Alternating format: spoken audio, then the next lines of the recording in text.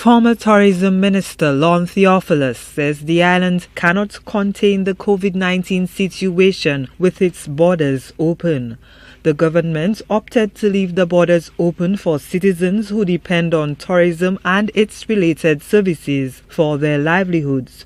But Theophilus thinks that the authorities should have taken another route. He believes they should have allowed certain businesses to open while keeping the borders closed. It has to be taken in hand, and I don't believe it can be taken in hand with our borders remaining open in the way that they are.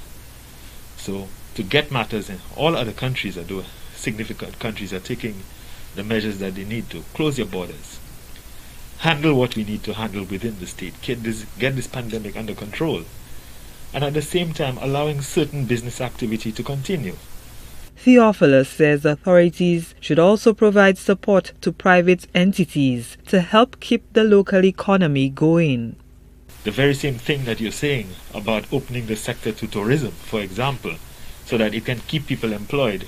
Okay, why do you shut down the business community? Because the same set of people who you need to keep employed at the same time. So balance it properly. So if you're going to, for one sector, do this, think about the other sectors as well, and as I keep on saying, it is time for us to go back. Let us ensure that our social programs are in place for those people who are adversely affected, and at the same time government needs to put its head down and look at relief that they can give, especially to the private sector, because the government cannot expand at this stage, but the private sector can keep economic flow going. And what does the former tourism minister think of the government's handling of the COVID-19 pandemic thus far? It's easy for you to sit down and criticize from the outside and say good or bad. I will not say it was a good or bad. I would just say that the Labour Party would have handled it differently. A government in power sometimes makes the best decisions that they could. Some of them are right or wrong. But it does not necessarily benefit a government at any stage to hold slavishly to one plan if that plan is not working. It's time to get to the drawing board and probably rethink and reshape and redo.